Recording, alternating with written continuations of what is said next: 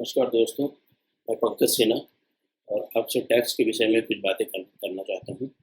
तो आप अगर इनकम टैक्स पेयर हैं और सैलरीड एम्प्लॉई है, आप पेंशनर्स हैं और आपको पिछले दिनों कुछ बड़ी अमाउंट एरियर्स में मिली है, क्योंकि हो सकता है कि अगर आप पूर्व सैनिक हैं तो आपको OROP 2 का जो एरियर्स है वो मिला, जो कि 2019 से लेकर के आज 2023 मार्च तक का पूरा अमाउंट आपको एरियर मिला, जो एक बड़ा अमाउंट होगा।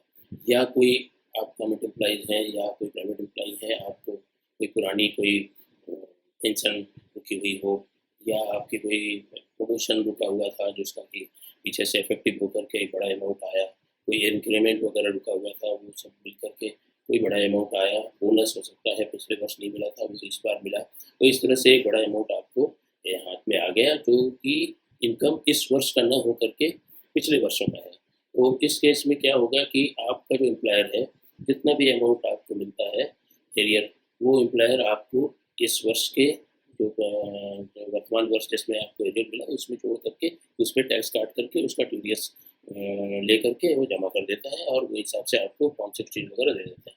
तो इससे क्या होता है कि कई बार आप अगर एरियर के बिना आपकी जो इनकम थी वो नीचे वाली स्लैब में थी, अगर आप पुराने रजीम में हैं तो 10 लाख से नीचे थी और वो 20% पे टैक्सेबल थी, लेकिन जब आपको ये एरियर जोड़ दिया गया तो अब आप 30% में चले गए, तो आपका स्लैब रेट बढ़ जाने के कारण कुछ एरियर्स का इनकम टैक्स आपको ज़्यादा भरना पड़ सकता है।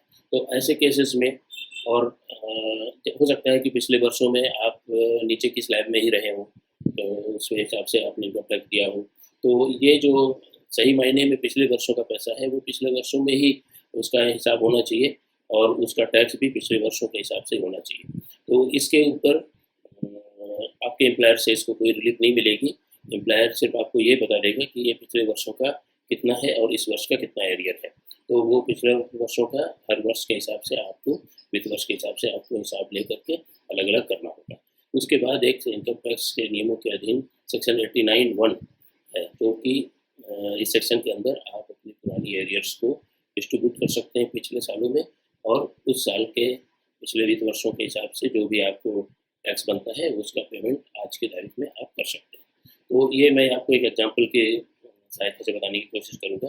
दोस्तों, मैंने एक डेटा शीट बनाया है जो एग्जांपल की तरह आपको समझाने के लिए है। ये असेसमेंट ईयर 2023-24 में आपकी टैक्सेबल इनकम 10 लाख रुपए की थी और आपको 3 लाख रुपए एरियर मिले, जो कि इस असेसमेंट ईयर 2023-24 या फाइनेंशियल ईयर 2022-23 का न होकर के पिछले पिछले सालों का है। तो आपके एम्प्लॉयर ने जो कैलकुलेशन किया है वो 13 लाख पर आपके टैक्स का कैलकुलेशन किया है और उन्होंने आपके 2,10,600 रुपये टैक्स काट लिए, जो कि इस हिसाब से रेट में पड़ता है। क्योंकि आपका देखिए 10 लाख का जो इनकम था वो 13 लाख हो गया, तो अभी ये स्लैब रेट चेंज हो गया। अगर आप पुराने रेजिम में टैक्स भरते हैं तो ये 2,10,600 रुपये पे आपको टैक्स एम्प्लॉयर ने काट लिया टीडीएस और वो डिपार्टमेंट में भर दिया। लेकिन अगर आप एरियर्स को हटाना चाहते हैं और पिछले सालों में उस पर टैक्स देना चाहते हैं तो 10 लाख रुपए में सिर्फ 1,17,000 रुपये का टैक्स भरना था। ये दोनों का डिफरेंस अगर निकालें आप इस कॉलम का और इस कॉलम का, तो आपको आ जाता है 93,600, 93,600 रुपये आपने एक्स्ट्रा टैक्स पे किया हुआ है इस साल में। अगर आप इस 3 लाख का जो एरियर है इसको आप डिस्ट्रीब्यूट करेंगे पिछले 3 सालों का, जिनका कि ये एरियर है आपको, तो असेसमेंट ईयर 22-23 जो पिछला जो असेसमेंट ईयर था उसमें आपको 9 लाख रुपए की इनकम थी, जिस पे आपने टैक्स 96,200 रुपये आपने दिया हुआ था और एरियर्स उसका जो मिला है आपको 1,20,000 रुपये मिला है।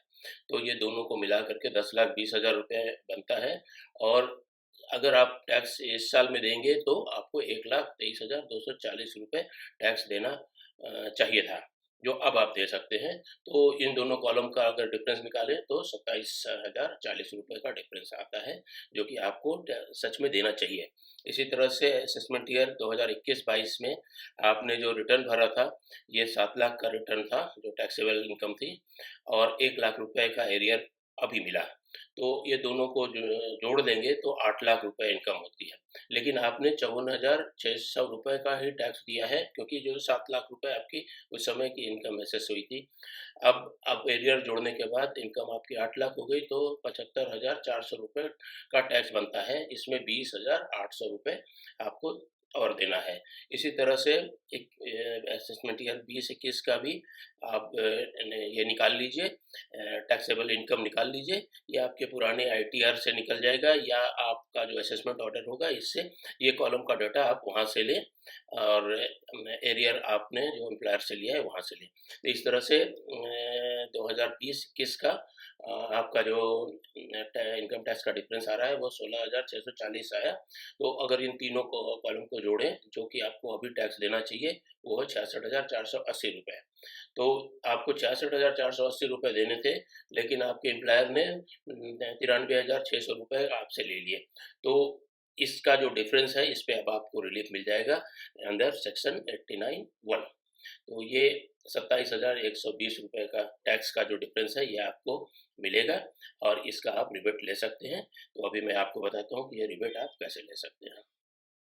तो पहले आपको एक फॉर्म होता है, फॉर्म 10E, ये भरना पड़ेगा ऑनलाइन। इसके लिए आप ई पोर्टल पे चले जाइए, e-portal.incometaxindia.gov.in में आप अपने पैन डाल करके, पासवर्ड डाल करके लॉग इन कर लीजिए। उसके बाद ई फाइलिंग का जो लिंक है, उसमें अभी आप ड्रॉप बॉक्स में जाएंगे तो आपको फिल फॉर्म्स आएगा, दिखेगा। फिल फॉर्म्स को क्लिक करेंगे तो बहुत सारे फॉर्म्स ड्रॉप बॉक्स में आ जाएंगे। तो उसमें आपको सेक्शन 10E का जो फॉर्म है वो आपको ढूंढना है, वो उसमें मिल जाएगा आसानी से। वो लिखता है relief on advance salary advance and salary arrears.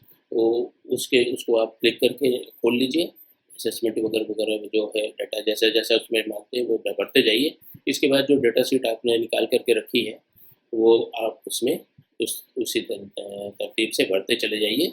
और वो हो सकता है कि आपको पिछले वर्ष का इनकम भी अपने आप आ जाए, अगर आपने टैक्स भरा हुआ है तो, और आपको सिर्फ अपना एरियर डालना पड़े, और कोई टैक्स नया टैक्स अपने आप कैलकुलेट हो जाए। अगर नहीं हो रहा है तो आप उसमें कैलकुलेट करके डालते जाइए। तो जनरली वो टैक्स तो अपने आप उस फॉर्म में कैलकुलेट हो जाता है, खाली आपको आपकी पिछले टैक्सेबल इनकम और एरियर उसमें डालना पड़ेगा। तो जितने भी वर्षों का है, अगर आपका 10 वर्ष का एरियर है तो 10 वर्ष का ही डाटा उसमें डाल सकते हैं।